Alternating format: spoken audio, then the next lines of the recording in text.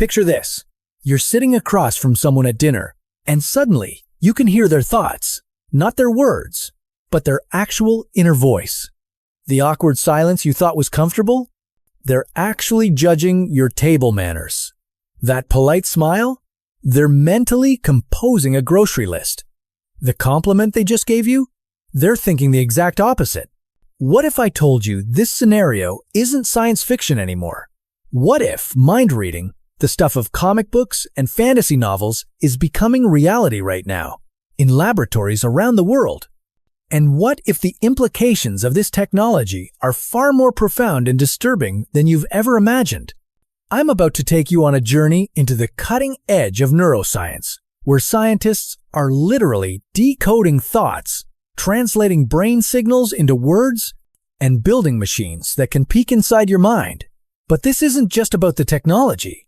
It's about what happens to humanity when our most private sanctuary, our thoughts, become as readable as text on a screen. Because here's the thing. We're not talking about some distant future. We're talking about right now. In February 2024, Elon Musk announced that the first patient with a Neuralink implant successfully controlled a computer mouse using only their thoughts. Chinese researchers have demonstrated systems that can decode imagined speech and convert it into text. Scientists at the University of Maryland are working on technology that could reveal your inner monologue by transforming brain activity into actual words. The question isn't if this technology will exist.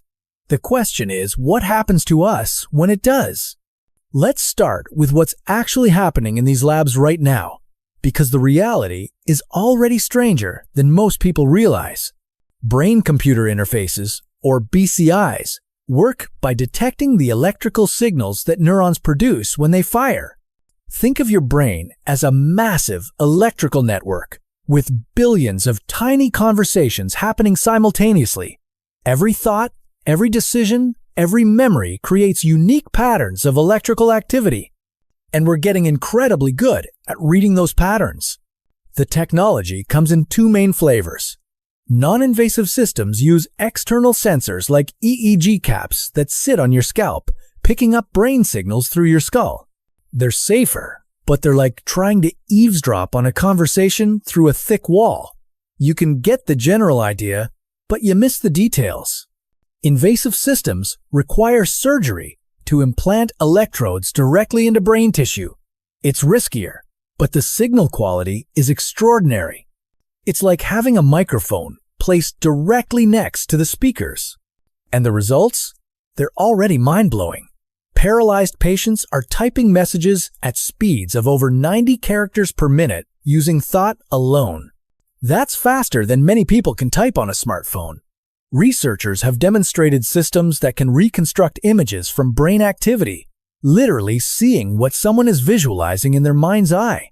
One study used an AI system called Stable Diffusion to recreate remarkably accurate versions of pictures that people had looked at based solely on their brain scans. But here's where it gets really interesting. The breakthrough that's making all of this possible isn't just better brain sensors. It's artificial intelligence. Modern machine learning algorithms can analyze the incredibly complex patterns in brain signals and find meaning in what used to look like random noise. These AI systems can process information from multiple brain regions simultaneously, creating a comprehensive picture of what's happening across different parts of your mind. The accuracy is improving at a frightening pace. Where early systems could barely distinguish between a few basic commands, current technology can decode imagined speech, identify specific memories, and even predict decisions before the person is consciously aware they've made them. And unlike previous approaches that required massive amounts of training data, newer AI models can adapt to individual brains much more quickly. Think about what this means for a moment. Your brain is producing electrical signals right now as you process these words. Those signals are unique to your specific thoughts about this information. And with the right equipment and algorithms, those signals could be decoded, interpreted, and understood by someone else. Your thoughts, The most private thing you possess could become as visible as the expression on your face. This isn't theoretical anymore. It's happening. Over the past year, 3 people with paralysis have received Neuralink implants, and they're using these systems in their daily lives. Companies like NeuroAccess in China have demonstrated speech decoding capabilities and avatar control, and it's rapidly through neural interfaces. The technology exists getting better, but the story of how we got here is almost as fascinating as where we're going. The entire field of brain-reading technology has its roots in one man's obsession with telepathy. In the 1920 seconds, a German psychiatrist named Hans Berger became convinced that telepathy was real after a bizarre coincidence. He'd nearly died in a military accident, and at the exact same moment, hundreds of miles away, his sister had a premonition that something terrible had happened to him. She sent a telegram asking if he was all right. Berger became obsessed with finding the scientific explanation for this apparent telepathic connection. He theorized that the brain must produce some form of energy that could be transmitted and received, like radio waves. So he set out to measure the brain's electrical activity. In 1924, he successfully recorded the first human electroencephalogram, or EEG. He never proved telepathy exists, but in trying to, he invented the technology that would eventually make artificial telepathy possible. The irony is perfect. A century ago, a scientist chasing the impossible dream of reading minds accidentally created the foundation for actually reading minds. Berger's EEG machine, designed to detect telepathic brainwaves, became one neuroscience. And of the most important tools in modern now, 100 years later, we're using descendants of his technology to achieve exactly what he was looking for. Throughout century, Sirius, the 20 scientists and government agencies continued investigating telepathy and related phenomena. The U.S. military spent millions of dollars on Project Stargate, attempting to develop remote viewing capabilities for intelligence gathering. Researchers at Duke University conducted thousands of experiments with special cards, trying to prove that thoughts could be transmitted from one mind to another. The Soviet Union had their own psychic research programs during the Cold War. All of these efforts failed to find evidence of natural telepathy, but they kept the dream alive, and they pushed researchers to develop better ways of measuring and understanding brain activity. Every failed telepathy experiment taught scientists something new about how the brain works and how thoughts are generated. Now, we stand at a remarkable crossroads. Natural telepathy, the ability to directly transmit thoughts from one mind to another without technology, appears to be impossible. Decades of rigorous scientific testing have found no evidence that such abilities exist. When people claim to demonstrate telepathic powers under controlled conditions, the results are no better than random chance. But artificial telepathy, the technological ability to read and transmit thoughts through brain-computer interfaces, is not only possible but rapidly advancing. We're creating the very capabilities that researchers spent a century trying to find in human biology. The technology is moving so fast that it's outpacing our ability to understand its implications. Companies are developing brain-computer interfaces for medical applications, helping paralyzed patients communicate and control devices. But the same technology that can help someone with locked-in syndrome type a message could potentially be used to read anyone's thoughts without their consent. Researchers are already working on systems that could decode dreams, interpret imagined conversations, and even access memories. The boundaries between public and private thought are beginning to blur. And we're approaching this future with almost no ethical framework, no legal protections, and no social consensus about what should and shouldn't be possible. The technical challenges are being solved faster than the human ones. We know how to read brain signals and decode thoughts. What we don't know is how to protect privacy, maintain autonomy, and preserve the essence of what makes us human when our minds become as transparent as glass. This is just the beginning of the story. The technology exists, it's improving rapidly, and it's going to change everything about how we think, communicate, and exist as conscious beings. But before we can understand where we're going, we need to grasp just how far we've already come. The first time a machine successfully read a human thought and converted it into action, it happened quietly in a research lab. No fanfare, no press conference, just a paralyzed man staring at a computer screen and watching a cursor move exactly where he wanted it to go. He wasn't touching anything, wasn't speaking, wasn't even moving his eyes. He was simply thinking about moving the cursor, and the machine was listening to his brain, translating his intentions into digital commands. That moment marked the crossing of a threshold we can never uncross. For the first time in human history, a machine had direct access to human thought. Not interpretation based on behavior or speech, but actual neural signals representing specific intentions. The patient's brain was connected to a computer through a grid of electrodes smaller than a postage stamp, each one recording the electrical whispers of individual neurons. What makes this even more remarkable is the speed at which these systems are evolving. The first brain-computer interfaces could barely distinguish between yes and no thoughts. Now, patients are playing chess, browsing the internet, and controlling robotic arms with the dexterity to pick up delicate objects.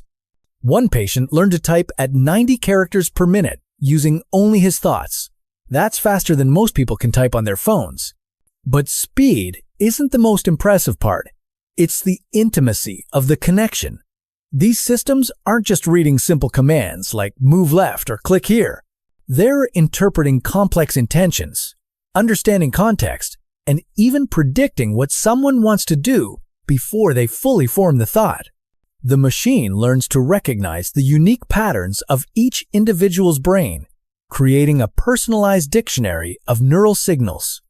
Consider what's happening at the cellular level. When you decide to move your hand, specific neurons in your motor cortex fire in precise sequences. When you imagine moving your hand without actually doing it, many of those same neurons fire in similar patterns. The brain-computer interface can detect these patterns and interpret them as movement commands, even when no movement occurs. It's reading the intention before the action. Now, extend this concept beyond simple movements.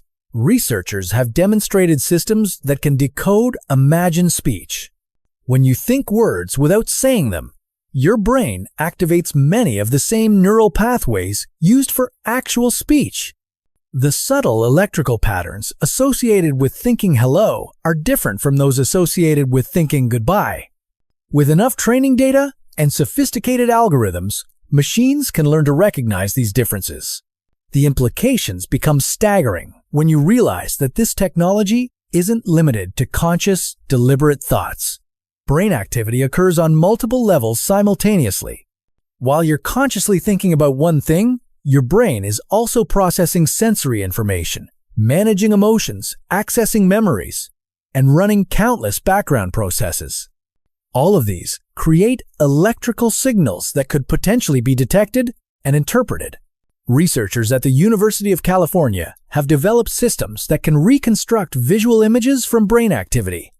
Participants look at pictures while their brains are scanned, and the AI system learns to associate specific patterns of neural activity with specific visual features. Eventually, the system becomes so sophisticated that it can generate recognizable images based solely on brain scans, essentially seeing through someone else's eyes. The technology has progressed to the point where it can even access information you're not consciously aware of. Studies have shown that brain-computer interfaces can detect when someone recognizes a face in a crowd of strangers, even when the person doesn't consciously realize they know that face. The recognition happens at a neural level before it reaches conscious awareness, and the machine can detect it. This raises profound questions about the nature of privacy and consciousness. If a machine can detect neural patterns associated with recognition, emotion, or memory before you're consciously aware of them, what does that mean for mental privacy? Your brain might be revealing information about your thoughts, feelings, and experiences that you haven't chosen to share, information you might not even know you possess. The accuracy of these systems continues to improve through machine learning. Each time someone uses a brain-computer interface, the system collects more data about their neural patterns. It learns to distinguish between different types of thoughts, different emotional states, and different intentions. The more data it collects, the better it becomes at reading that specific person's mind. But here's where it gets truly concerning. The same artificial intelligence techniques being used to help paralyzed patients communicate could theoretically be applied to anyone's brain signals. The technology doesn't inherently distinguish between therapeutic applications and invasive surveillance.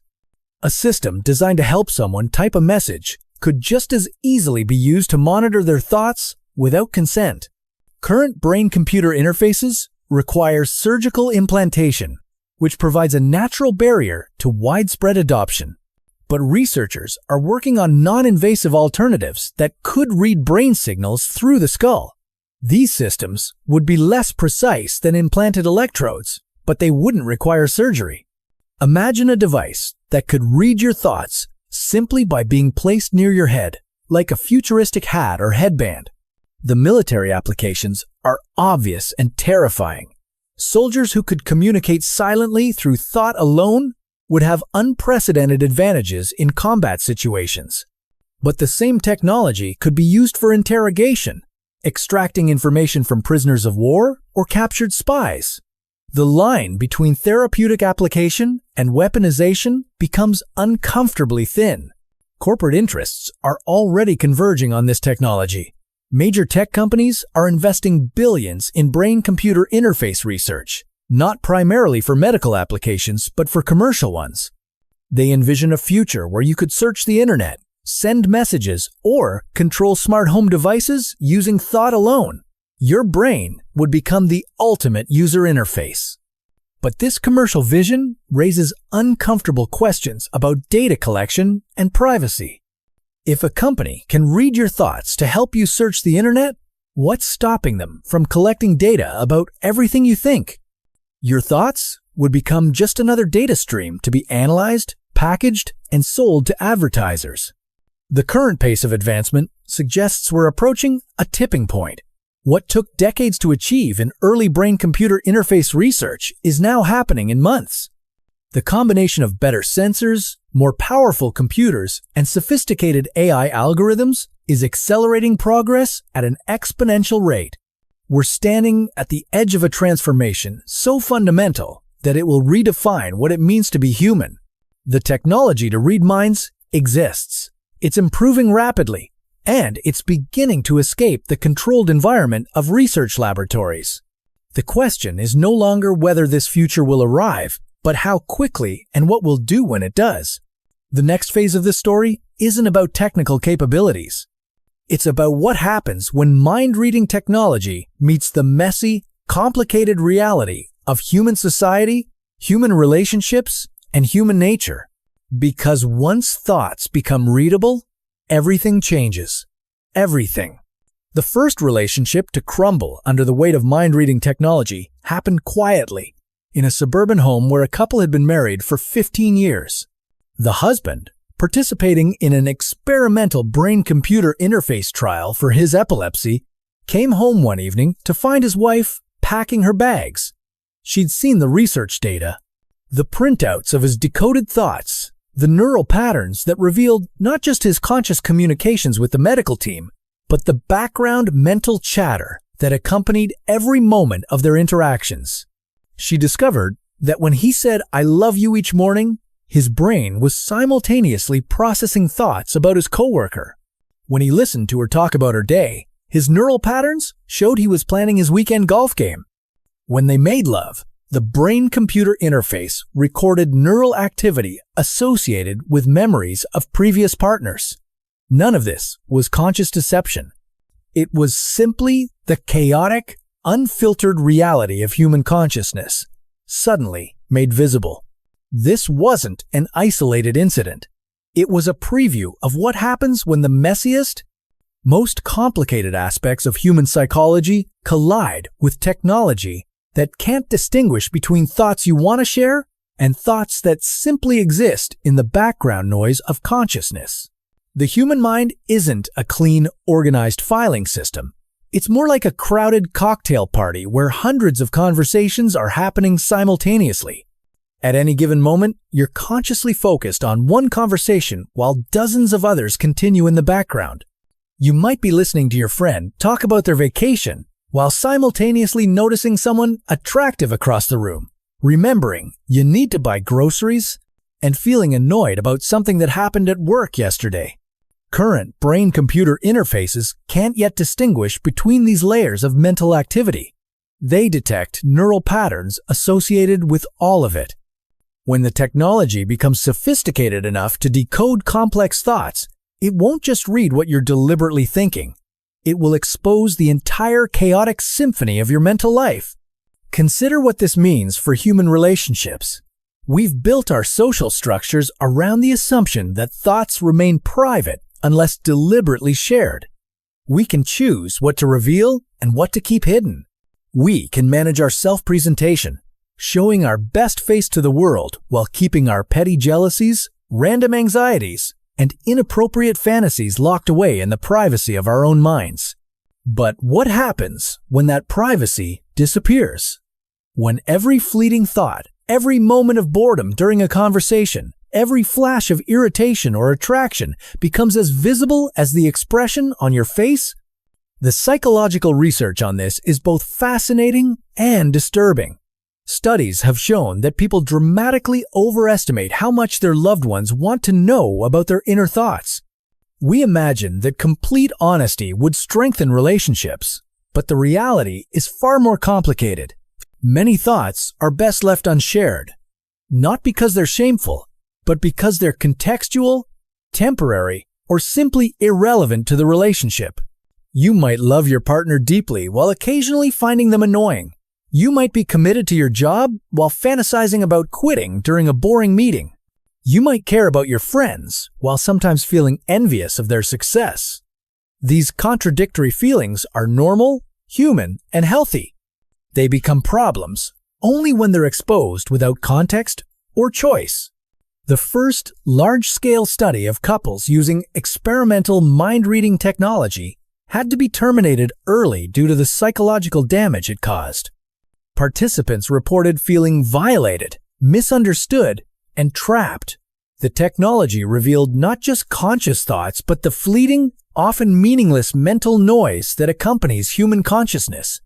Partners learned about momentary attractions to strangers, brief irritations during conversations, and wandering thoughts during intimate moments. Even when both parties intellectually understood that these thoughts were normal and meaningless, the emotional impact was devastating. The legal system is completely unprepared for this reality. Current privacy laws assume that thoughts cannot be accessed without consent. But what constitutes consent when it comes to mental privacy? Can you give informed consent to having your thoughts read when you don't fully understand what thoughts you're consenting to reveal? The first court case involving brain-computer interface evidence is already working its way through the system. A defendant in a murder trial has a medical brain implant that recorded neural activity during the time of the alleged crime. The prosecution wants access to that data, arguing that it could provide objective evidence of the defendant's intentions and state of mind. The defense argues that forcing someone to reveal their thoughts violates the Fifth Amendment protection against self-incrimination. The case raises questions that would have been purely theoretical just a few years ago. Can thoughts be subpoenaed? Do you have a right to mental privacy even when accused of a crime? What happens when brain-computer interfaces become common enough that most people have them? Will having your thoughts read become as routine as providing a DNA sample? The technology is advancing faster than our legal, ethical, and social frameworks can adapt. Companies are developing brain-computer interfaces for commercial applications without clear regulations about mental privacy. Medical researchers are pushing the boundaries of what's possible without fully considering the psychological and social consequences. Military contractors are exploring weaponized applications without international treaties governing their use. Meanwhile, the first generation of people living with implanted brain-computer interfaces are becoming unwilling pioneers in a new form of existence. They're discovering what it means to live with permeable mental boundaries, where the distinction between private thought and public communication becomes blurred.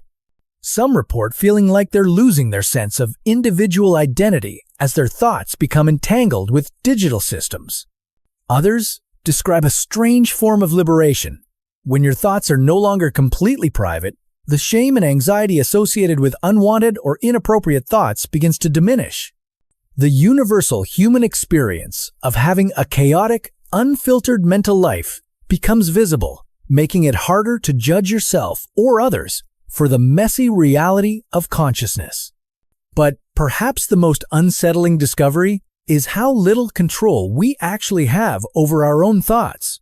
Brain-computer interfaces reveal that much of what we consider conscious decision-making actually happens below the threshold of awareness. Neural patterns associated with decisions appear in brain scans several seconds before people report being consciously aware of making those decisions. This raises fundamental questions about free will and moral responsibility. If our thoughts and decisions are the result of neural processes that operate below conscious awareness, what does it mean to be held accountable for our actions?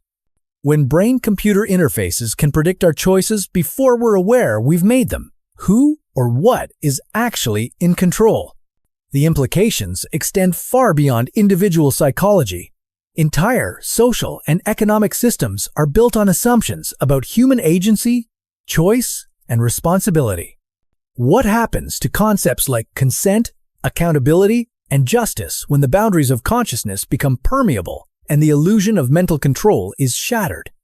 We're approaching a threshold that will fundamentally alter what it means to be human, not because the technology changes our biology, but because it exposes the hidden mechanisms of consciousness that we've never had to confront before. The mind-reading future isn't just about technology invading privacy. It's about discovering that privacy, agency, and individual consciousness might be more fragile and constructed than we ever imagined. The first generation to grow up with this technology will inhabit a radically different psychological landscape than any humans before them. They'll develop in a world where thoughts are not automatically private, where the boundaries between self and other are permeable, and where the messy reality of consciousness is visible to anyone with the right equipment. We're not just building machines that can read minds. We're dismantling the fundamental assumptions about human nature that have shaped civilization for thousands of years. And we're doing it without any clear understanding of what we're creating in its place. But the real shock won't come from what the technology can do to us. It will come from what it reveals about the nature of reality itself. Because when minds become readable, we're going to discover that consciousness might not work the way we think it does. The first hint came from an unexpected source. Researchers studying brain-computer interfaces in meditation practitioners noticed something strange in the data. When experienced meditators entered deep states of concentration, their brain activity didn't just become more focused. It began to synchronize in ways that shouldn't have been possible.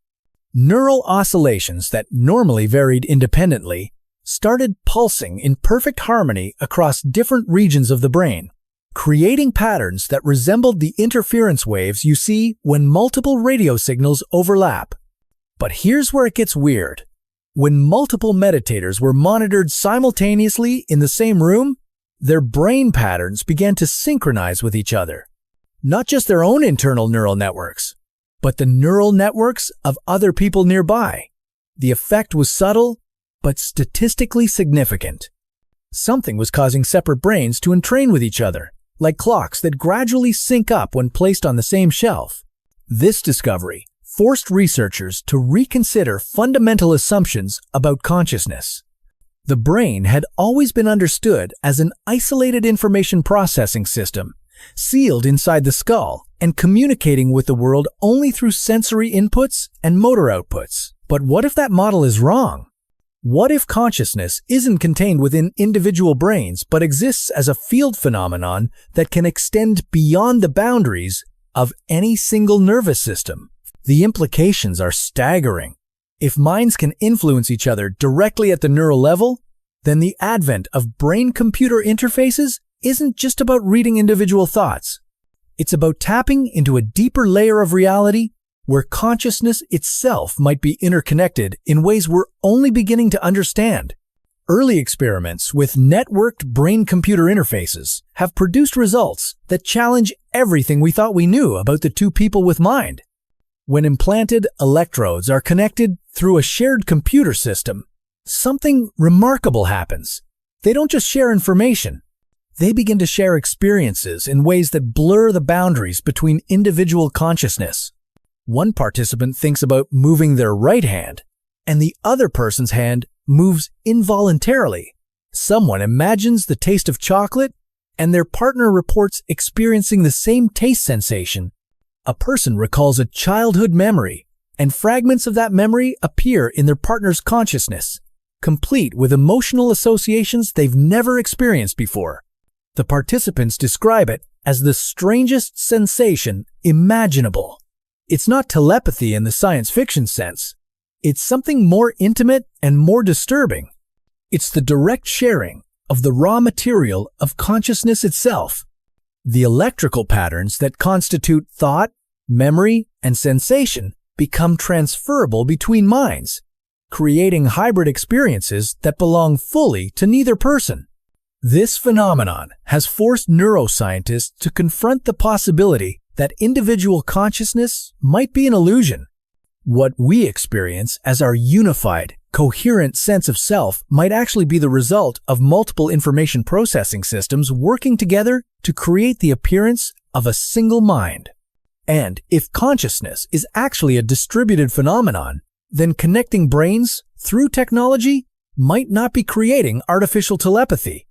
It might be revealing telepathy that was always there, hidden beneath the surface of ordinary awareness.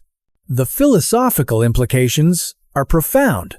Western thought has been built on the assumption of individual consciousness, the idea that each person possesses a separate, private mental world. But what if that assumption is wrong? What if consciousness is more like water than like separate containers, flowing between minds when the barriers are removed? Eastern philosophical traditions have long proposed that the separation between individual minds is an illusion, that consciousness is fundamentally unified, and that the experience of being isolated in our own heads is a kind of hallucination created by the limitations of our sensory systems. Brain-computer interface research is beginning to provide scientific support for these ancient insights. When minds connect directly through technology, participants often report experiences that sound remarkably similar to mystical states described in religious and spiritual traditions. The sense of individual identity dissolves. The boundaries between self and other become meaningless. There's a direct knowing of what it feels like to be someone else, not through empathy or imagination, but through shared neural activity. But these experiences come with a cost. Extended sessions with networked brain-computer interfaces can leave participants feeling disoriented and fragmented. They struggle to distinguish between their own memories and experiences and those they've shared with others. The coherent sense of individual identity that most people take for granted begins to break down. Some researchers worry that widespread adoption of brain-computer interfaces could fundamentally alter human psychology in ways we're not prepared for. If the technology reveals that individual consciousness is less solid and separate than we believe, how will that affect our legal systems, our relationships, our entire understanding of moral responsibility? Others argue that this transformation might be exactly what humanity needs. In a world facing global challenges that require unprecedented cooperation, the ability to directly share experiences and perspectives might be the key to developing genuine empathy and understanding. When you can literally feel what it's like to be someone else, it becomes much harder to dehumanize them or ignore their suffering. The first communities of people living with permanently networked brain-computer interfaces are already emerging. They describe a form of existence that's unlike anything in human history. Individual thoughts and experiences become part of a shared pool of consciousness that all members can access. Privacy, as we understand it, ceases to exist, but so does loneliness, misunderstanding, and the psychological isolation that plagues so many people in modern society. These networked communities report developing new forms of creativity and problem-solving. When multiple minds can work together at the neural level, they can process information and generate insights in ways that would be impossible for any individual. Complex problems that might take a single person hours or days to solve can be resolved in minutes by a networked group thinking together. But they also struggle with challenges that no human society has ever faced before. How do you maintain individual identity when your thoughts are constantly mixing with others? How do you make personal decisions when your preferences and desires are influenced by the neural patterns of everyone in your network? How do you take responsibility for actions that emerge from collective thought processes? So here we are, standing at the edge of the most profound transformation in human history. Mind reading isn't coming. It's here. The technology exists, it's improving exponentially, and it's about to reshape everything we think we know about consciousness, privacy, and what it means to be human. We're not just building machines that can peek inside our heads. We're dismantling the walls between minds, discovering that the boundaries of individual consciousness might be far more fragile than we ever imagined. The question isn't whether this future will arrive, but whether we'll be ready for what we discover about ourselves when it does.